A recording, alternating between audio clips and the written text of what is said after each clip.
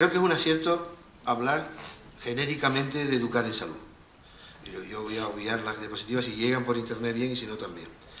Y es un eslabón fundamental que en la escuela el maestro y el alumno es el eslabón principal de educar en salud para que haya una buena sanidad. Y estaba contando Manolo en el tema de mi doble condición. Bueno, no es una doble condición. Creo que la política y la medicina son exactamente iguales. Hay que tener mucha afición, hay que ir voluntario, hay que tener grandes conceptos éticos y tiene un solo principio: dedicarse a los demás. En el caso de los médicos es dedicarse al paciente enfermo cliente, y en el caso del político dedicarse al ciudadano. Y eso es clave. Y por producto de eso hay muchísimos médicos que están en política activa, que hay muchísima gente que, como conoce directamente de la sanidad, digo médico como digo sanitario, conoce muy bien lo que significa la sociedad en general y sus problemas, pues se dedica también a la política. Y yo sigo en activo, como decía también mi amigo Manolo Ainar, sigo en activo haciendo, el día tiene 24 horas, haciendo un poco las dos cosas, ¿no? Intentando seguir con mis clases y en el hospital y intentar defender los principios básicos, también sanitarios, de lo que significa en el Senado. Si quiere, ¿ya yo? Bueno, yo voy a decir un dato que la tenía como reflexión, que es importante, es importante hablar de salud, pero le voy a decir un dato. La salud es un derecho solamente en el 20% de la población mundial. La salud es un derecho en el 20%, quiere decir que o la tiene o no la tiene, y el 80% de la población mundial no tiene derecho a la salud, cosa que es una gran ventaja en la Europa que pertenecemos poderlo tener. Después, cuando uno habla de sanidad, tiene que hablar de muchísimas cosas. Sanidad es trabajo, sanidad es cobertura, es inmigrante, es fármaco, es tecnología, es todo. Pero sobre todo, tener la cultura de la vida saludable. Y después otro punto que me gustaría contarle, que creo que es importante: una vida no tiene precio, es un concepto moral, es verdad. Una vida, todo bien nacido, no tiene precio, pero la sanidad tiene un coste y es limitado. Quiere decir, aunque estamos en el mundo del 20% que tiene derecho a la salud, reconocido en la Constitución, y ya es un lujo dentro del resto del mundo, el 80% no lo tiene, es verdad que no puede haber de todo, para todo, todo el tiempo. Es falso. No puede haberlo. O sea, una vida no tiene precio, pero a la sanidad hay que facturarla, hay que pagarla. Y dices tú, ¿pero qué? ¿Cómo es posible que no tenga precio una vida y tengamos que hablar de costo en la sanidad? Porque sí, porque no es el maná. El maná es algo que caía del cielo y daba de comer a mucha gente y nunca se agotaba, pero la sanidad, la práctica diaria de lo que significa la patología de las enfermedades y el tratamiento, tiene un coste y creo que es limitado y es importante. Por eso hay que transmitirles a la gente, a ustedes, que no puede haber de todo para todos. Les voy a dar un ejemplo.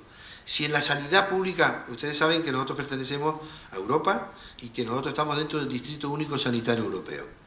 El Distrito Único Sanitario Europeo dice lo siguiente, el Tratado de Lisboa, dice lo siguiente: los países signatarios de Lisboa tendrán una sanidad de financiación pública, pero tendrán provisión de servicios libres, que lo haga quien mejor lo haga.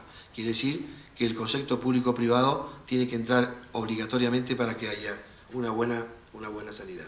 Pero si nosotros en la cartera de servicios, que es lo que se le ofrece al ciudadano, a ustedes, a nosotros, a los médicos también, para operar de vesícula, operar de una mama, operar de un guanete, operar de una apendicitis aguda, introducimos toda la patología, el sistema se nos colapsa. O sea, si metemos, por ejemplo, la cirugía estética, no se operarían los cánceres de colon. Luego hay que hacer una cartera de servicios pactada, universal y para todos los españoles en el mismo sitio. También quería comentarles datos importantes con respecto a lo que significa la salud en general. Que el centro de la salud, el centro del sistema sanitario, al cual estoy intentando comunicarles un poco, es el enfermo, el paciente, el ciudadano, cosa que nunca ha sido así. El centro del sistema sanitario mayoritariamente ha sido el profesional. Ese cambio tiene que venir radicalmente, tiene que centrarnos en el ciudadano. Por eso, hospital significa hospitalidad. Si ustedes analizan la estructura física de un hospital, tiene de todo menos hospitalidad, es evidente. Está hecho para otras cosas y en este momento tiene que hacerse en ese sentido. Hay que introducir criterios de calidad, evidentemente. Es importante el criterio de calidad. ¿Qué significa criterios de calidad? Pero le voy a decir a usted, criterios de calidad son esas cosas importantes que hay que hacer, que por cierto son de coste cero. O sea, uno analiza, uno está aquí en este momento, yo estoy aquí intentando dar una charla con ustedes, intercambiar opiniones, me caigo aquí, me fracturo una pierna, cosa que no espero que no me ocurra, y me llevan a un hospital, aunque sea el mío, y paso de ser Antonio Alarcón a ser el número... Sí, perdóname. Ok, ya digo que bien, voy a coger a Angelito y voy a hacer croquetas con él. Angelito es el secretario mío, que es un encanto de tío, que está pensando en otras cosas, lo que suelen pensar los hombres, más que en el trabajo, y es un tío eficacísimo, menos hoy, que me lo hace a mí. Bueno, entonces voy al hospital y paso a ser H, historia 3434113. Y si yo ahora mismo desayuno, en mi casa desayuno café con leche con tostadas, paso a un hospital donde me dan manzanilla con no sé qué. Quiere decir, eso significa calidad, que hay que intentar... bien, vale. Es más o menos lo que le he querido contar. El 20 mundial, bien, que sea un coste, que son muchas cosas, no hay de todo para todo. Entonces, quiero decir que la cartera de servicios y la ciudadano tiene que ser el centro de todo. Quería decir con esto que hay que pactarla, de ahí viene la política. Yo sé que la política está en horas bajas, sé que la política no es la solución, sino se ha convertido para los ciudadanos en un problema. Y es una pena, porque sin política, fíjese lo que le digo, no hay nada que hacer. En un país democrático, claro. En un país donde no es democrático, se hace lo que hay que hacer, se dice lo que se tiene que hacer, se ejecuta lo que se tiene que ejecutar y nada más. Pero por eso estaba en estos momentos, por motivos bien ganados de los políticos, no de la política, hay un deterioro total, pero en la vida política hay que hacer, para conseguir un sistema sanitario, hay que arreglarlo ahí. Y por eso, en el Senado, que ustedes saben es la Cámara Alta, llamado Cámara Alta por el legislador, es esa Cámara Legislativa de segunda lectura y territorial que casi todo el mundo piensa que no sirve para nada. Y se lo ha ganado. Y yo llevo 9 años de senador, creo que se puede hacer muchas cosas, creo que además en la sanidad y en la salud de los enfermos se puede hacer mucho. Y lo primero que se ha hecho recientemente, en el cual he tenido yo mucho que ver, porque lo presenté yo, aunque hable en singular, es un pacto por la sanidad. Es la primera vez que en la Cámara Legislativa se ha acordado hacer un pacto por la sanidad, que significa eso, pactar una cartera de servicios universal, en donde no cabe todo. O sea, no se puede poner en la sanidad pública los implantes de dientes. ¿Por qué no? Dice, ¿por qué no? Pues que si usted lo pone, no se trata el resto, porque no tiene cabida. Con lo cual, creo que es un tema importante que tiene que saber. El tema de los conceptos de calidad. Un dato curioso, le dije, estaba hablando antes de la calidad. La calidad generalmente son esas cosas que hacen mejorar la vida de la gente y que es de coste cero. Es más conceptual que otra cosa, es una actitud. Igual que paso a ser H no sé cuánto y ya se acabó que como una cosa, duermo de una manera, etcétera, etcétera, también es importante tener los conceptos claros de lo que significa esa sanidad pública. Hay un dato curioso que siempre lo comento yo con los directores de los hospitales, etcétera. Usted entra en el hospital hoy y a las 7 de la mañana lo despierta. Hola, abuelo. Si es mayor le llaman abuelo. Y si no, oiga, despiértese que le voy a tomar la fiebre. Y despierta a la gente en los hospitales, se cansa por no dormir. Y el 20% de la comida que se sirve en los hospitales se devuelve entera a la cocina. ¿Por qué? Porque no se adapta al ciudadano enfermo. Y sin embargo cuesta el mismo dinero o muchísimo más. Quiero decir que tiene que ser el centro claramente, hospitalidad. Los conceptos de calidad son imprescindibles para mantener el sistema y hay motivos fundamentales para que están expresados aquí. Y otro punto clave, y se lo dice a alguien que le apasiona la política, porque yo de esta manera quería aclararle también en esta pequeña intercambio de opiniones, que yo hago política exactamente igual como Pero. No cambio nada, seriamente. A veces lo hago bien, a veces lo hago mal, a veces lo hago regular y a veces me equivoco. Lo que pasa es que cuando me equivoco pido perdón y nunca en mi vida he sido negligente ni en una cosa ni en la otra. Con lo cual tiene una similitud muy importante que también quería decírselo a ustedes y que merece la pena estar en ello. Otro tema importantísimo, aparte de la divulgación, si no buscamos la complicidad de los ciudadanos, ustedes son jóvenes, por cierto los envidio, no se olviden que la juventud es una enfermedad que se cura con los años y dura muy poco, aprovechenla, pero es cortita, es muy cortita. Si no hay complicidad de la gente, no funciona nada la sanidad, no puede funcionar. Por eso son imprescindibles los medios de comunicación, la transparencia. Y cuando uno dice, oye, los medios de comunicación que tienen que ver con esto de la sanidad, pues es definitiva. La única forma que tiene el ciudadano normal para enterarse qué es lo que ocurre en la sanidad es por los medios de comunicación. Por eso precisamente, porque creo en los medios de comunicación, en un momento determinado pues hice periodismo que tiene mucho que ver con esto. No existe una buena sanidad sin esto. Después, ahí le he puesto el clásico esquema de Forge, que es yo creo que Forge se merece el premio Nobel porque no he visto una persona con 4 trazos expresar mejor todo lo que tiene que hacer. Bueno, ahí expresa un poco lo que significa lo que estoy intentando decir. La sanidad, como todo en la vida, la buena voluntad no vale para nada. La buena voluntad es iluminada, es peligrosísima y no vale la buena voluntad ni para la caridad, porque se desprecia y se desperdician los medios. Lo que vale es la preparación. Con preparación y buena voluntad se arreglan las cosas, con buena voluntad y preparación se tropean más que antes. Por cierto, esto es imprescindible, o hacemos un pacto por la sanidad o nos quedamos sin sistema. Ese sistema de bienestar, debo decirles una cosa, el sistema de bienestar que tenemos en España es el mejor del mundo. Lo digo así de claro, no lo he hecho yo. El sistema de bienestar es el mejor del mundo. Tiene debilidades, pero tiene mucha fortaleza. Y la sanidad española, en general, por lo tanto la canaria, está dentro de las 3 mejores del mundo. Y no es chauvinismo, es la realidad, pero tiene debilidades. Todo esto que es verdad, si no tenemos un concepto claro de cartera de servicio pactada y un pacto por la sanidad, se nos gripa el sistema y nos quedamos sin sanidad pública. Y esto que estoy contando no es catastrofismo.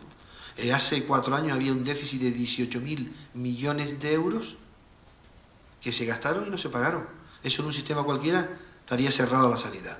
Como no se puede cerrar, se ha generado déficit y en estos momentos está lo más que se puede personalizando lo que significa la gerencia personalizada o las gerencias profesionales, no política. Y después ahí le pongo, para intentar provocarles un poco a todos, pues son ideas sueltas, en el diálogo espero que puedan preguntar todo lo que quieran, el humanismo. Yo presumo, porque presumo de algunas cosas, no tengo ningún reparo en reconocerlo, de que yo practico el humanismo activo. Quiero decir, el respeto por la persona, sea hombre o mujer, sea alto o bajo, sea negro o blanco, sea rubio o rubia, el respeto. Y el humanismo es imprescindible introducirlo en la educación, pero es imprescindible como principio en la sanidad. Por eso la medicina humanista se basa en la relación de confianza que existe entre el médico y el paciente. Mire, cuando yo operé la primera apendicitis aguda, que fue hace muchos años, pero muchos, no era médico todavía, estaba en 6º de medicina, y salí corriendo del hospital. Me ayudó un cirujano, nunca me olvidaré de él, y salí corriendo y fui a mi padre, que era mayor para mí, pero era mi padre, y le dije, papá, he salvado una vida, y me lo creía. O sea, los médicos no salvamos vidas, los médicos colaboramos, sabemos algo de medicina, algo de crear salud y colaboramos, porque si no, la diferenciación de lo que significa ser una persona normal, y las personas normales son los que son los médicos, se desvirtúa y se crean falsos mitos innecesarios. Y yo creo, ahí digo el humanismo activo, la política como sentimiento y referencias son claves, que es lo que se ha perdido. Esto que le estoy contando yo, no sé si le está llegando a algún lado, pero si se quedan simplemente con la faceta política, dirán, bueno, hay un político más que está contando ahí cosas, no me interesa y veremos. Bueno, pues yo creo que son sentimientos y son referencias y yo creo que se han perdido esos sentimientos y esas referencias. En definitiva, yo creo que lo más importante es dedicarnos a las personas, lo más importante es estar voluntario en esto, la política como servicio y no como beneficio, una frase hecha, Pues esto es igual, por eso digo que la política y la medicina son muy iguales. Aquí hay que estar como servicio a la ciudadanía y no como beneficio personal del mismo. Yo no creo que haya mayor satisfacción, por lo menos en mi caso, satisfacción de verdad, física, de la satisfacción del deber cumplido, aunque le pueda sonar a ustedes un poco raro, que es esa satisfacción de hacer algo que crees que tienes que hacer y que tiene un resultado positivo. La política como actividad y no como profesión, pues efectivamente eso es lo que defiendo.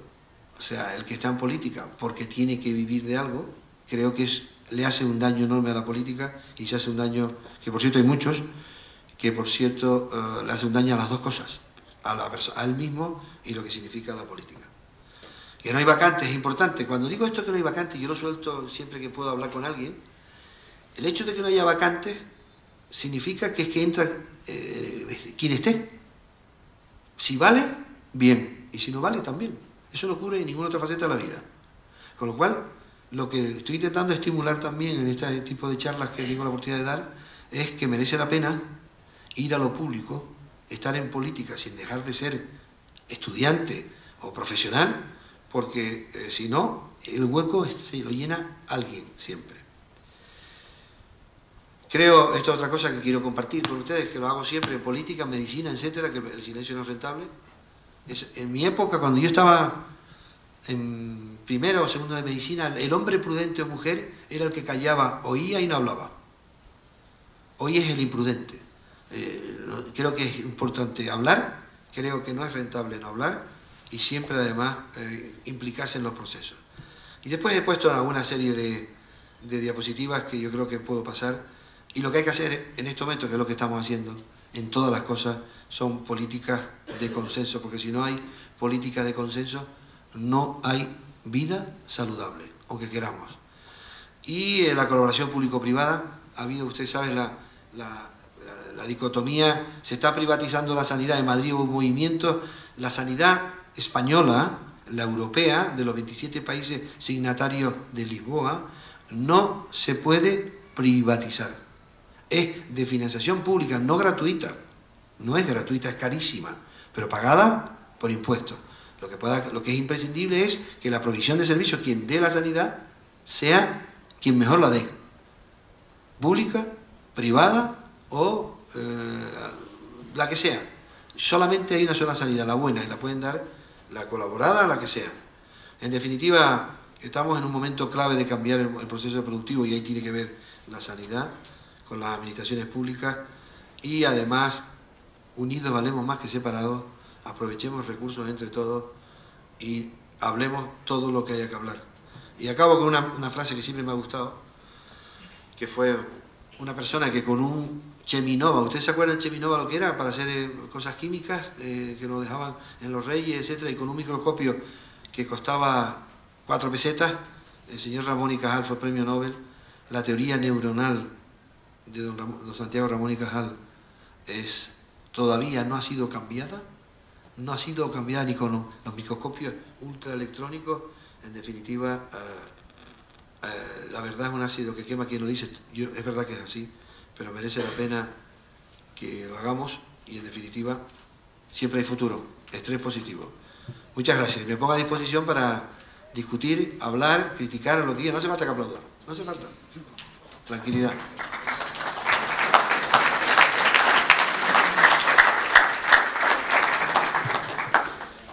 Es curioso porque fíjate que has conseguido resumir algo por lo que estamos aquí 2 años. Hoy, bueno, a final de abril, concluiremos el principio de la historia. Con esto puedes sacar 3 conclusiones. La primera, que la repetimos, el 100% de cualquier cosa es salud y medicina. Fijaros cómo se puede llegar a la gestión médica de 1000 maneras. Es lo que hemos intentado hacer desde el primer día. O sea, quizá, y eso lo veremos con las encuestas que vais contestando, al principio pues el objetivo era, a todos nos gusta ser médico o enfermera. O enfermero. Pero esto no funciona así. O sea, hace falta concepto sanitario en cualquier orden del día, incluyendo estas butacas que se inventó el jefe en su día para que los zurdos escribieran en condiciones urbanas. La otra cosa que también es muy bueno es que todo cuesta apenas. Nos guste o no nos guste. A partir de ahí, una sociedad realmente educada y correcta, pues intentará que aquel que no tiene acceso les colaboremos con los impuestos los demás. Y finalmente otra cosa es tecnología. Punto 1. ¿Ustedes se imaginan hace 8 años que tú te des la conferencia en el despacho y puedas acabar dándola? Esto no sé, claro, a lo mejor los que ya sois 2.0 pues cuesta entender esto, ¿no? Pero los que fuimos antes del 2.0, que empezamos hace mucho tiempo, ya sabéis que tuvimos la suerte de ser líderes aquí en Canarias de telecomunicación, pues es sorprendente. Y eso es lo que enreda toda y con esto voy a hacer otro punto y dejamos ya que incordiéis a nuestro representante canario en la capital de España en política. Fíjate tú que has comentado también otra cosa muy buena, que era lo de cómo se puede, cuando uno coge el sueñecito a las 6 de la mañana, que te vengan a colocar el termómetro. Por eso quitaban a las monjas de los hospitales, las pobres, porque eran tan amables que te daban el coñazo de madrugada siempre en los hospitales. Entonces se puso profesionales de enfermería, pero hacen lo mismo. ¿Por qué? Porque la saturación está mayor y como no toque el termómetro a las 7, pues posiblemente nunca sepamos, ahora que pasamos visita, cuál fue la temperatura. Pero quedaros con la versión B. Además de la comida y el horario, la comunicación, ¿sabéis para qué sirve? Pues de momento para atascar a los hospitales visitando a nuestros parientes, que por cierto, la mitad de las veces, ¿verdad? Pues no vamos hasta que va al hospital, a casa nunca vamos, porque eso no tiene una representación social. Al hospital sí, atascamos los ascensores. Hay una cosa que se llama visión a través de las computadoras, es decir, grandes países hoy día, y sobre todo países de extensiones como Canadá, que cada uno está en una esquina y solo se sale con un hidroavión, pues el enfermito está ahí y por la tarde le vienen a visitar, pero viene a visitar el nieto, el hijo, el primo, el amigo, pero no tienen que ir al hospital. Fijaros, otra forma indirecta de salvar costos, y uno de los importantes son los tiempos. Una vez dicho esto, y haciendo mención de esto de que el 20%, la primera pregunta la hago yo y la segunda los voluntarios. La primera es, ¿se llama derecho o acceso a sanidad solo tiene el 20%? Porque el derecho lo tiene el 100%. No, el derecho no lo tiene el 100%. Hay países, ojalá lo tuvieran, el derecho natural, pero el derecho natural no está escrito, quiero decir. El 80% del mundo no tiene derecho a exigir a su gobierno que le dé sanidad, que le dé salud. No lo tiene. La consigue como puede. Es terrible. Por eso la Europa a que pertenecemos, que es donde nace el estado de bienestar, que es muy bonito decirlo, pero que hay que pagarlo, y si no se puede pagar también nos quedamos sin sistema, no tiene el derecho a la salud. Cuando digo derecho, digo el derecho reconocido. El derecho, toda persona tiene derecho a la salud. Pero claro, díselo tú a los que están en Bangladesh, que se mueren el 60% de los que nacen. ¿Tiene derecho a la salud el niño que nace allí? Si se infecta. Sí. Claro. Por eso digo, esto lo cuento siempre porque para que sepamos valorar lo que nos hemos dado entre todos. Lo que hemos conseguido entre todos, esto no es un tema político, lo que ha conseguido Europa, darse a sí mismo para sus ciudadanos, aparte de los principios democráticos incuestionables, defenderlos, es el estado de bienestar. Es que por ser europeo, por el que vive en Europa, tiene derecho a una salud no gratuita, que es mentira, la salud nunca es gratuita, es financiada públicamente en Europa. Segundo, un Estado, una educación financiada también, y los temas sociales más o menos resolverlo porque tiene derecho. Y eso es importantísimo. Y creo que es así, ¿eh? Alguien que va a competir un poco con nuestro médico representante, profesor. A por todas. Hemos conseguido varias cosas después de 2 años. Pues, ¿sabes por qué hoy no? Quizás porque me llama la atención que siempre que vengo al colegio están todos ahí cantando. Porque normalmente han cogido la costumbre, se lo preguntan hasta al jefe, le digo, ¿pero este colegio solo se canta o qué? Me dice, las horas de recreo. Pero antes tuvieran detalle ya de venidos con folios para escribir, pero tengo que disculpar que como venían todos del ejercicio de canto, pues no han traído apuntes. Yo creo que es un acierto que esto se programe así. Hace falta más. Hola. Hola. ¿Qué tal? Quería preguntarle, hoy en día la velocidad con la que avanza la medicina y la tecnología y la ciencia en general es es mucho mayor a la velocidad en la que se tramita en el campo de la política. Así que, ¿cuál cree que sería la solución o cómo se va a desarrollar en el futuro para poder equilibrar la balanza? Porque la tecnología tiene un crecimiento exponencial y cada vez se está alejando más de la velocidad que tiene la política. No la política, bueno, una pregunta oportunísima. Vamos a ver, los países que mejor funcionan es que tienen un gobierno y una administración muy corta. Se llaman los países liberales, que es que no hay trabas administrativas. Y la pregunta que tú dices es, la administración en Europa todavía está muy por detrás de la tecnología. La tecnología no tiene una normativa para crearla, el I+D, que es que se haga un decreto en el boletín oficial, no se hace. ¿Cómo se hace? Pues simplemente la tecnología tenemos que incorporarla e inventarse, en lo que estamos haciendo, el pacto este que estoy contando, y segundo, la adquirirla no comprándola, sino por leasing. ¿Me entiendes lo que estoy diciendo? Quiero decir, la sanidad, estoy hablando en general de la sanidad pública, en general, aunque sea es toda. La tecnología nos está introduciendo todos los días nuevas técnicas que son demandadas por los usuarios, obligatoriamente. Te pongo un ejemplo. Uno pide una resonancia magnética, le suena un poco, ¿no? Esa lavadora que le meten al paciente o nos meten a nosotros para hacer una serie de radiografías, para ver cómo está. Cada año hay una resonancia nueva. Eso el sistema no lo absorbe. ¿Cómo hay que ir a la nueva tecnología en la sanidad pública europea? Con leasing, no comprándola, sino adquiriéndolo y pagando un porcentaje, siendo dueño no la sanidad pública, sino la empresa. Es la única salida. Y después, que es la que yo me apunto como liberal que soy, reducir la administración a cero. Ese es el estado ideal, pero todavía de eso nos queda mucho. Y hay un desfase y seguirá habiendo desfase tiempo. Pero hay que hacer innovación en la nueva adquisición de nueva tecnología en las cosas públicas. Los privados se mueven mejor, pero tampoco puede adquirirlo todo si no va por vías de financiación a largo plazo, no siendo dueños tú. ¿Sabes lo que significa un leasing? Tú te compras una resonancia con un leasing y al año sale otra resonancia nueva, y como es un leasing, la casa que lo compra te le quita, te pone la otra y sigue igual. Y así va incorporándolo sin ningún tipo de problema. No hay otra. Y reducir la burocracia. ¿A qué se refiere con reducir la burocracia? Bueno, lo que acaba de decir tú... ¿Frenar la intervención? No, hay que hacer un pacto y no que haya que hacer un papel triplicado por 4, que venga la supervisora de la supervisora, del gerente, no sé qué, para que te firme, reduciéndolo, siendo muy transparente y que diga un hospital, hay que adquirir esto, que se adquiera. Dar más libertad. Más libertad. Mira, el hospital donde yo estoy, que es el Hospital Universitario de Canarias, que llevo 40 años, me he dado cuenta que llevo 40 años allí, o sea, son muchos. Cuando yo entré en ese hospital tenía personalidad jurídica propia, cartera de servicio, competencia en la diferencia y gerencia descentralizada. Te estoy hablando de hace 40 años, era pionero. Hoy en estos momentos todos los hospitales no tienen personalidad jurídica propia, no tienen capacidad de cartera de servicio, sino la tienen ahí, la tienen y nada más. Pues esto es lo que hay que ir a vías administrativas nuevas, que puedan adquirirlo directamente, que puedan, sin comprometer el déficit global, adquirir responsabilidades económicas para comprarlas. No hay otra vía. Pero estamos un poco distantes todavía de eso. Si además estás intentando transmitir, que si no te lo cuento yo, que la política tiene que estar muy lejos de los hospitales, firmo ahora mismo.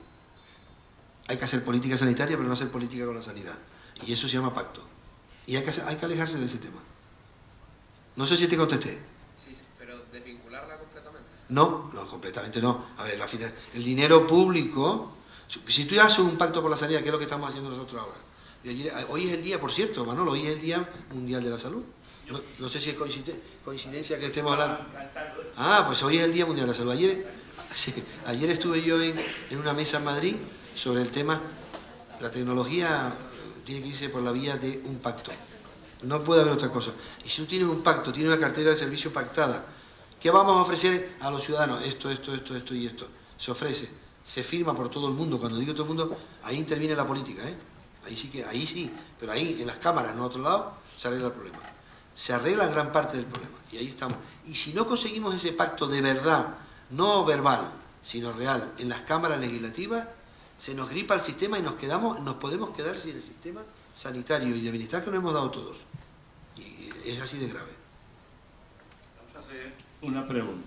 Después de haber visto después de haber hecho varios segmentos de qué significa salud, ¿cuántos de repente hoy dirían, oye, pues yo voy a hacer, digamos, a aprender realmente lo que es la salud y me va a costar la gestión política de la salud? ¿Cuántas vocaciones políticas tendríamos a partir de hoy por la mañana? Muy bien, uno más. Yo voy a decir una cosa, mientras viene el micrófono. La salud no existe. Yo empiezo las clases mías así, y todo el mundo dice, ya está este señor mayor diciendo locura. La salud, el mamífero, nace enfermo. La enfermedad es consustancial al mamífero. ¿Qué quiero decir con esto? Que no hay que dramatizarlo. O sea, que no existe, porque la salud, según la OMS, es estado de bienestar físico, psíquico e intelectual. Yo debo reconocer en público que he tenido muy pocos días así. Luego no he tenido salud. Lo que quiere decir es que se puede ser feliz teniendo cosas. Es lo que quiero decir, no al revés. Y eso se lo puedo transmitir a la gente para que lo sepamos. Sí, dime. Yo me alegro que quieras hacer política, me alegro, es preciosa. Muy duro, muy duro. Está entre las opciones. Merece la pena. Pero no política por la vía... ¿y de base, de carrera que quieres hacer? ¿De estudios? Sí, entre ingeniería informática, ciencias políticas y enfermería como tercera opción. Sí. Bueno, bien. Bonita las tres. Ciencia política es una carrera preciosa que aporta cultura nada más. Pero poca praxis. Pero bueno, es preciosa. Pues mi pregunta iba relacionada. Antes hablo de los medios de comunicación, ¿no? De la importancia que tenían. Bueno, un poco polémica la pregunta. ¿Por qué cree usted que se le dio más importancia al ébola cuando hubieron pocos casos en España, ¿no? Fueron graves, pero hubo pocos casos, y no se le da importancia a una que considero yo enfermedad más grave, que es el hambre? Claro, qué pregunta más buena. Pues mira, muy sencillamente, porque los medios de comunicación son susceptibles a hacerlo mal. Yo soy periodista, hice periodismo ya de mayor, y haciendo catedrático de cirugía me matriculé, como están ustedes en el colegio, hice mi carrera y hice mi tesis doctoral sobre periodismo científico en España. ¿Por qué? Porque hay una gran manipulación. Pero sin los medios no puede funcionar la sanidad, porque y además la única forma de descubrir las pseudociencias, una de las cosas que circula ahora, la pseudociencia, adelgase sin hacer esfuerzo y comiendo. Lo habrán leído 1000 veces. Tómese los polvos de Menéndez que irá al cielo. Bueno, ese tipo de locuras se transmiten en los medios, pero solamente se puede descubrir en los medios. Luego, haciendo un buen periodismo. Por eso te dije, no sé si lo conté antes, la política, la medicina y el periodismo son exactos. Y antes no dije el periodismo, me sumo, porque hay que tener conceptos éticos muy importantes y dedicarse a la persona. Y ahí está, por eso, porque es erróneo. El ébola fue lo que fue, se convirtió en un problema seriosísimo y no había nada de particular. Y tú que eres muy joven no lo viviste, ¿se acuerdan del síndrome de las vacas locas, no? ¿Se acuerdan? No, es que claro, yo me despisto los años. Hace 15 años fue. Claro, que son insultantemente jóvenes. Hace 15 años salió el síndrome de las vacas locas, que es una enfermedad que daban las vacas, que no se ha transmitido nunca al hombre, pero que se mataron todas las vacas que había en Europa, matadas. Y fue simplemente por lo que le ocurría a las vacas es que tenían el cerebro como una esponja, una enfermedad neurológica. Y fue por los medios de comunicación. De hecho, se pasó más hambre. Tú hablaste antes que no te respondí. ¿Por qué no le dedicamos el tema al hambre? Cuando hay superabundancia. Ustedes saben que hay superabundancia. Bueno, ¿por qué? Porque no vende, porque no interesa, porque la gente no se dedica a eso. Pero había que hacerlo. No de forma demagógica, sino hablando con soluciones que lo tienen. Nosotros hemos aprobado en el Senado la utilización del excedente alimentario. En España sobran no residuos, sino comida sin estrenar al año. Yo el día que presenté la moción, miles de toneladas de comida perfecta que se tira. Y había que facilitarla a utilizarla, pero no comprarla para utilizarla. Pues efectivamente, porque la prensa es una parte importantísima de la democracia, que puede ser buena, mala y regular, y que el periodismo científico en España es casi nulo. Y necesitamos esta sociedad periodistas, científicos, porque la ciencia bien contada vende más que ninguna, y la mal contada no. Es ese motivo, no hay más. Pero hay que dedicarle al hambre, estoy de acuerdo contigo, totalmente. Bueno, y me acuerdo una vez, perdóname Manolo, una vez me acuerdo El País. yo leo todos los periódicos, El País, la vitamina C, más o menos así, la vitamina C que toma todo el mundo cuando está con gripe, la naranja, el limón, etcétera, produce cáncer. Usted no había nacido ninguno, hace más de 25 años. Bueno, se llama pseudociencia, mal periodismo. Más. Ya como ya nos queda poquito, otro tema que has comentado es el del humanismo. Yo creo que desde que estamos juntos, y esto lo hemos dicho todos los días, una de las cosas que habría que cortar o cambiar es el acceso a medicina en septiembre. Porque me parece que es una trampa social importante. Entonces, si nos vamos retrotrayendo, curiosamente la tecnología va a hacer que el médico va a ser más humanista, ya que tiene tiempo para estar más cerca, sin guardar todo el conocimiento en papeles. Pero lo que es más importante es que ya en el siglo XVII, o sea, si tú querías ser médico, tenías que hacer una carrera intermedia. Los únicos que han mantenido este pragmatismo ha sido América del Norte, que lleva a que tú no puedes acceder a la Facultad de Medicina sin una carrera intermedia.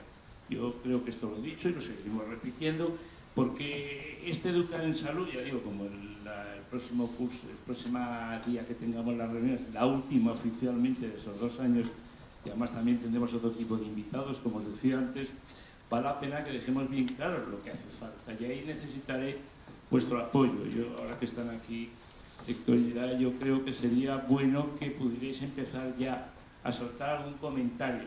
No tenéis, si no queréis figurar como personas, pero en el blog que tenemos, yo no sé si ellos tienen acceso, pueden tener acceso. Cuando hay que crear un acceso, has dicho sí, no, que sí. Entonces, valdría la pena, chicos, que de aquí al día 27, que es cuando tenemos la última, pues soltaréis comentarios. Ha pasado desde una persona diciendo que lo más duro de los seguros privados es el médico, pasando otra que ha sido rector y ha explicado como tú. A mí, curiosamente, yo no estoy de acuerdo con estos señores adultos. A mí ni me dais envidia ni nada. Me parece paquete y cojonudo. Yo soy la edad vuestra es la vuestra y la mía es la mía. Y esto es lo que hay. O sea, que todos estos mayores se encargan de vender la moto. Y eso es una moto que no se puede vender. Bueno, yo la vendo porque estoy convencido. Yo creo que cumplir años es una impertinencia, pero inevitable. Pero es una impertinencia. Y además no digan nunca un año más que un año menos siempre. Y yo soy muy optimista. ¿Se cuenta lo del embarazo o esto no lo soltamos? Con lo que quiera. El embarazo, si quiere, lo he encantado también. Eso habrá que contarlo, ¿no? Esto, antes ya, ¿queréis a alguien incordiar un poco más? ¿O os dais ya por incordiar? Mientras hago yo una pregunta. Sí. ¿Y dónde naciste? ¿Que dónde nací yo? En Santa Cruz de Tenerife. Bueno, piense que no son todos somos de Zaragoza. No. Gracias a Dios no son todos de Zaragoza. Dime. Mi duda es más hacia su persona. O sea, a mí estuve interesado y sigo interesado en estudiar o dedicarme a la política en un futuro. Bien, encantado. En una carrera, pero al final me decidí a no empezar ahora. Me iba a meter en juventud, pero mi opinión. No me convencieron. Vino un representante a hablar conmigo que tenía la mente muy cerrada y no me convenció. ¿Se puede saber el partido? Fui por los dos. Vale. ¿Los dos grandes? Sí. Vale. Y me gustaría saber cuándo soñó usted con meterse en la política o cuándo se decidió entrar, porque meterse desde el comienzo. Sí. Bueno, me encanta esa pregunta. Vamos a ver, esto es para estar aquí, pido una hora más al colegio. Vamos a ver. Yo las juventudes de los partidos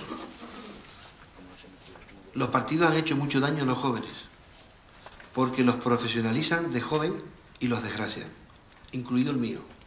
Bien, segundo, con lo cual, si tienes vocación política, tómalo como una actividad, dedícale tiempo a la información, a formarte y para adelante. Pero nunca, te pido el consejo, nunca dependas de la política, porque matarás por estar y hay que saber seguir. 1. 2. ¿Me preguntaste qué me decías? ¿De cuándo tuve mi vocación? Bueno, yo me tengo por político, porque quiero decir, yo siempre he sido muy comprometido con la sociedad que me ha tocado vivir. Fui vicedecano, fui vicerrector, fundé el Club Liberal de Canarias, el colegio era delegado de no sé qué. Quiero decir, siempre me he sentido movido a la sociedad, a implicarme en la sociedad que me ha tocado vivir. Y entrar en política ideológica, con ideología determinada como liberal, pues tarde. Me iban a ver a la consulta una serie de compañeros que en vez de que tenían un ganglio, tenían una hernia, y en vez de hablar de la hernia y del ganglio me hablaban de política. Y me decía, oye Antonio, pero ¿por qué no entras en este partido? ¿Por qué no? Y en definitiva entré en política activa ideológica, o sea, en un partido con ideología, entré hace 12 años, o sea, ya mayor. Bien, y yo estoy encantado, estoy encantado. Lo que pasa es que no dependo de la política. ¿Alguna vez has tenido un conflicto entre ambas, entre la medicina y la política? He tenido falta de tiempo. Conflictos se suman. O sea, yo los mejores mítines que he dado en mi vida, yo nunca creí que iba a ir un día a una plaza e ir a hablar a los ciudadanos de cosas. Nunca lo creí. Bueno, pues los mejores mítines que yo he dado los he dado después de hacer un trasplante de páncreas. ¿Por qué? Porque estaba con endorfinas diciendo, oiga, porque es todo igual, es dedicarte a los ciudadanos. Lo digo de verdad. ¿Qué es lo que ocurre? Que hay que tener tiempo, hay que tener mucha vocación, vas a sacrificar cosas importantísimas, vas a tener que convertir, no estar mucho tiempo con tu gente, sino estar intensamente con tu gente, que es la forma que yo me defiendo. Quiero decir, yo creo que a los amigos de la familia hay que cuidarlos, y en vez de estar mucho tiempo con él, lo que hay que estar es que se note que está. Y eso es el gran conflicto que hay. Y después los grandes enemigos de la política, detrás de un problema de un médico, nunca hay un enfermo, siempre hay otro médico. Y detrás de un problema de un político, nunca hay un ciudadano, hay otro político de tu mismo partido. Pero lo demás, tiempo. Te va a faltar tiempo, pero merece la pena. Ahí, vamos a ver, ¿te gusta la enfermedad? ¿Te gusta operar? ¿Has visto mucha gente que se ha muerto? Sí. Y dice, contra, ¿y eso te gusta? No. Pero me encanta la medicina. Es más, ¿me entiendes lo que quiero decir? Hay tanta satisfacción de utilidad de lo que hace. Aunque sea uno, que todo lo que tienes que ver alrededor para ver ese uno merece la pena, y yo te invito a que no, pero fórmate, que es lo más importante. Te aseguro que te dirán tus padres, los gente mayores decimos lo mismo, pero es que tienen razón, fórmate y métete en política, te lo recomiendo, pero no vivas de la política si puedes, sería muy bueno. Bueno, una de las cosas que intentamos siempre también educar, ya que estamos en un colegio, es cumplir los horarios. Sin duda. Otra vez más creo que lo hemos hecho, ahora tiene 5 minutos para hacer la izquierda porque yo sigo en clase, y una de las grandes virtudes que también tiene que apuntar, y ya que a mí me agradezco que vamos descubriendo oficios que parecía que no teníamos cuando empezamos hace 2 años, está la cosa genial. Una es el respeto al tiempo de los demás, es decir, ahora a partir de ahora que vayáis a una clase de la facultad y el profesor alargue 5 minutos porque no tuvo tiempo de acabar antes, o cuando veáis a una reunión social y el moderador deje al speaker que siga, o cuando veáis a un congreso que iréis y veréis que no respeta los tiempos de nadie. Eso es algo que tenemos que sacar también de Educando en Salud, que es el respeto a los demás y sobre todo el tiempo. Antonio, un placer. La verdad es que ya sabíamos que iba a ser un auténtico show lo de hoy. Bueno, fue un show con una diapositiva y iba a hablar de cocina. Ha servido para hablar de tecnología y para otras cosas. Sí, y recordar el Pinito del Oro. Para mí, sí es verdad, era Canaria, yo la vi cuando era muy chiquito. Bueno, muchas gracias al Colegio Cisneros y a ti. Un abrazo.